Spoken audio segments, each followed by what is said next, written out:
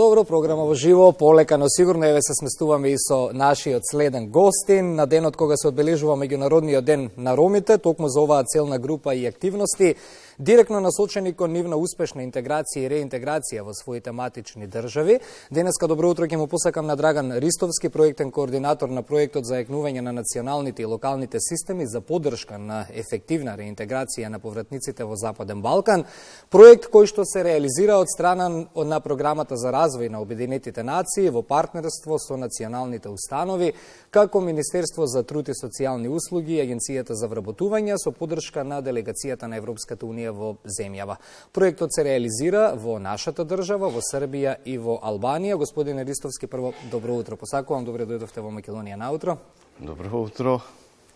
Како главни предизвици на земјата при постапување со повратниците во Македонија се потенцираат три главни параметри: недостиг на официјални податоци за бројот на баратери на азил и повратници, што го отежнува дизајнирањето на соодветни програми за поддршка.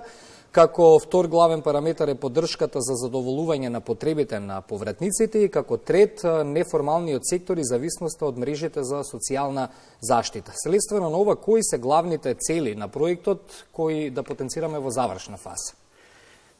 На почетокот би сакал на сите денеска што го слават меѓународниот ден на ромите да им го честитам, бидејќи убав повод е, еве денеска да ја представиме и нашава програма. Како што кажавте, нашава програма влегува во последната година во својата реализација. Ова е сепак пилот проект кој што овозможува да ги согледаме можностите, потребите и идните активности за оваа целна група, значи за повратниците со фокус на ромите.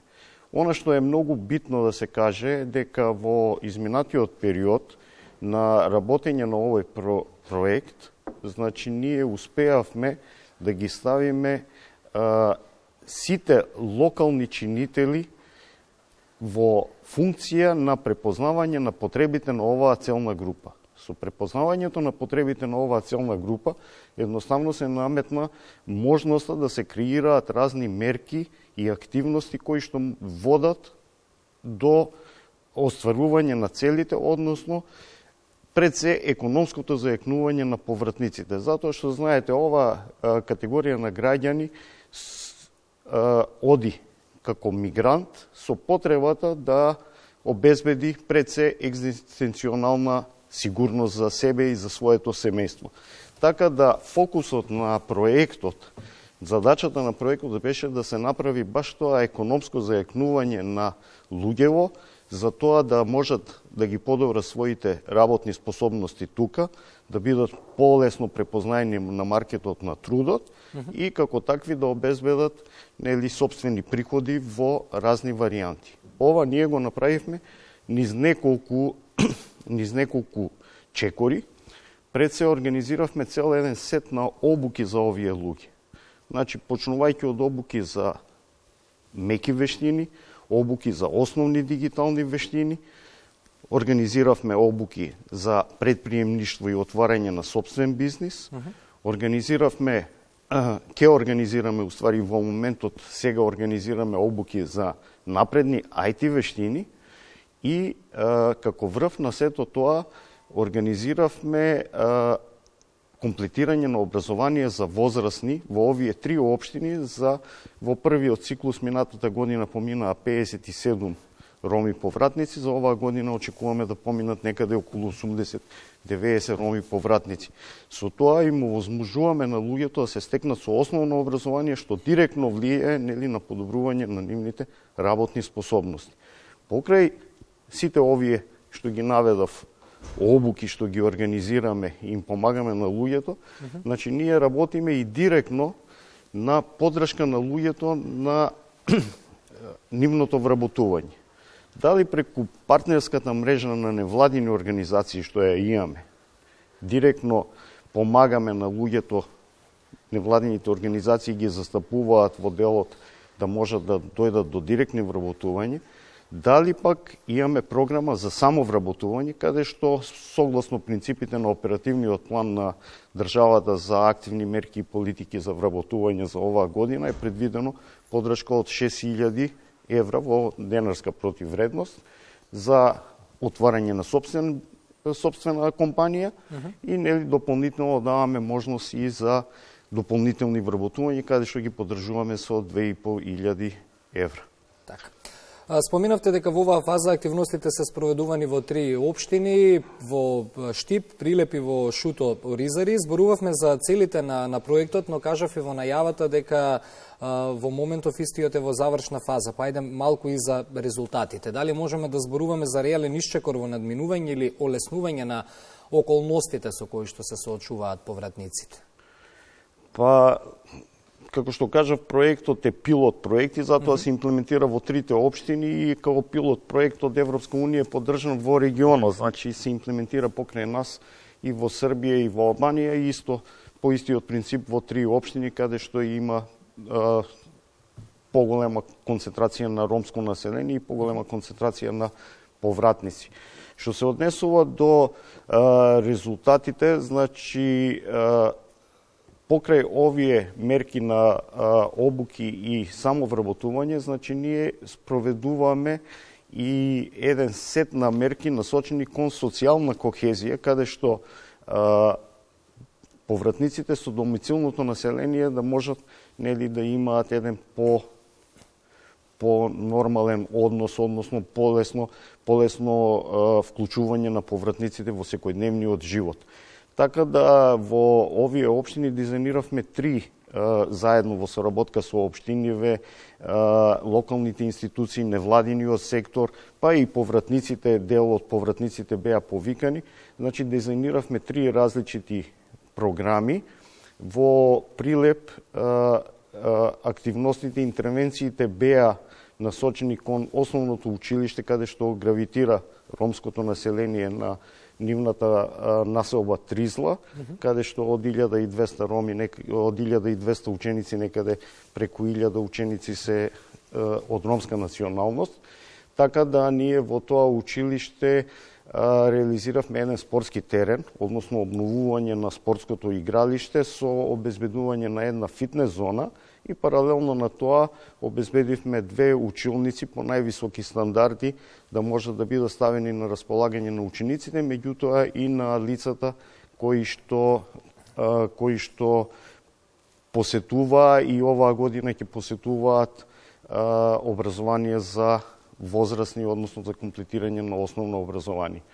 Во Штип еден друг проект на Европската унија заедно со локалната самоуправа се реализира во моментот и треба да се изградат 40 типски куќи каде што роми, некои 40 или повеќе семејства на роми ќе бидат преселени во овие типски куќи. Тоа е на маргините на градот.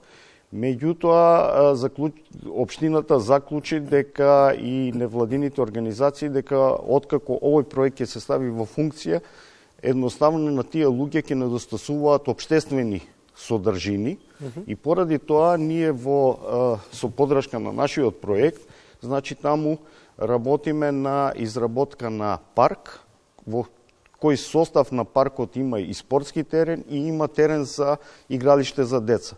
Така да на ова нова населба, каде што ќе населуваат претежно роми од тешко социјални категории, значи ќе им возможиме да имаат пристап до вакви општествени содржини, едноставно да можат и рационално да го користат своето слободно време што го имаат.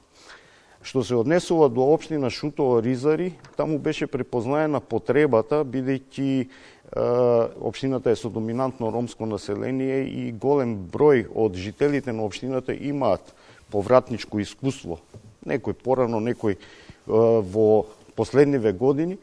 Меѓутоа, општината заклучи и невладините организации заклучија дека како најпотребна интервенција за овие луѓе е изградба на, односно воспоставување на еден ресурсен центар, каде што граѓаните кои што се враќаат и имаат потреби од разни типови на социјални услуги да имаат каде да се обратат, бидејќи општината се уште, поради поставеноста на општините, се уште општината не се грижи комплетно за сите социјални услуги на граѓаните, така да нивното барање и нивниот предлог беше да се изгради еден ваков центар, каде што ќе се сместат службите на општината, службите на државата, кои што ги нема на територијата на општина Шутово-Оризари, како што е, например, Агенцијата за вработување, која што нема таму истурена канцеларија, и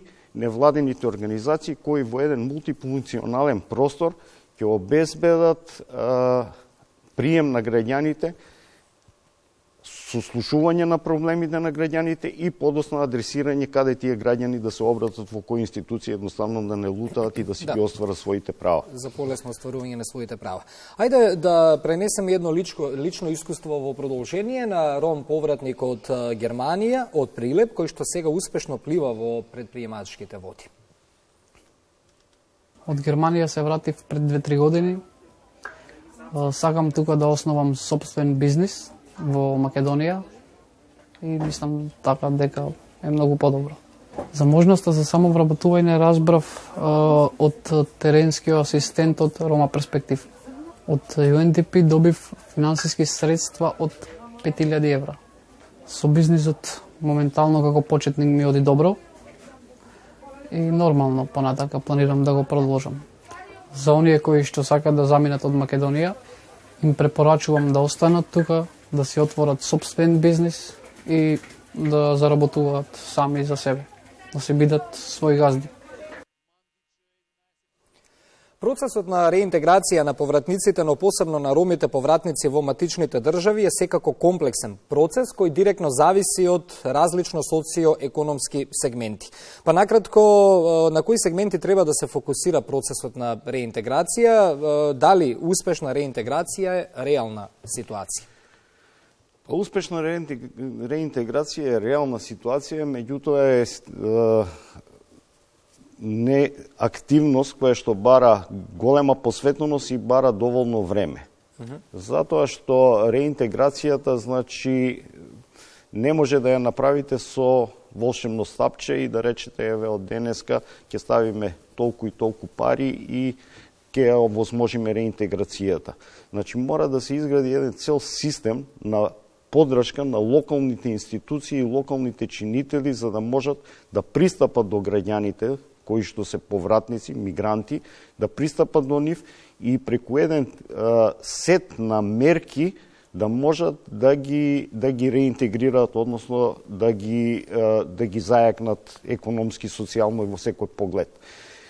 Така да ние во нашата работа значи пилотиравме у тој дел со локалните самоуправи, со локалните невладини организации, еден систем каде што по случајот на кейс менеджмент, значи единечно решавање на случај, како што е впрочем еве и овој прилог што го видовме Джевџето од Прилеп, значи преку невладините организации, преку активистите на невладините организации ние му пристапивме, односно му пристапи проектот, тој изрази желба нели да биде вклучен во програмата самовработување преку систем на обуки и поддршка на неговата бизнис идеја, му изработивме бизнис план кој беше селектиран бизнис план и овозможивме поддршка на материјали и репроматеријали и опрема за неговиот бизнис и еве како што кажа човекот работи веќе мислам дека да, и субава порака го заврши интервјуто. Година дена. Во интерес на времето верувам дека и дел од нашите сограѓани роми со предизвиците со кои што се соочуваат може да го наброиме и недостатокот на лични документи. Би сакал како еден од навистина огромните институционални процеси со кои што се соочуваат повратниците. Па затоа во продолжение да ја слушнеме изјавата од представничката на невладината организација Станица 5 и Фатиме Демири која директно се соочува со овој проблем. Станица 5 веќе во изминативе 2 години активно се занимава со ова прашање, со реинтеграција на повратниците кои што доаѓаат од европските земји најчесто. Проблемите со кои што тие се соочуваат пред се приемот во социјалната заштита, приемот во агенцијата за вработување, за да можат да бидат активни баратели на пазарот на трудот, проблеми со здравственото осигурување, исто така проблеми со опишување на децата кои што се родени за време на нивниот престој во странската држава. Најчесто се соочуваат тука со признавањето на странска пресуда, кое што малце оди потешко за спроведување во нашите институции и нивното опишување во матичното одделение. Значи, првично ние ги детектираме, имаме изготвено прашалници со кои што нашите теренски асистенти кои што работат, имаме советник за вработување на овие лица. По нивното детектирање се прави конкретни станица 5 за да им голесни патот на полесна интеграција во системот на институциите во нашата држава по нивното враќање од странските земји. Ги детектира истите лица на терен, затоа што имаме ангажирани теренски асистенти кои што работат директно на терен со овие лица, ги детектираат во однос на собираат нивните податоци во однос на прашалниците и врз основа на секој тој прашалник, значи ние изготвуваме индивидуална програма за нивна подобра интеграција и во однос на проблемите со кои што се соочуваат, дали станува збор за забрана од агенцијата за вработување, дали станува збор за забрана од социјалната за прием во социјалните услуги или пак станува збор за здравствено осигурување. И господин Ристовски, завршувам со последното прашање во интерес на времето. Кои се следните проекции во рамките на проектот?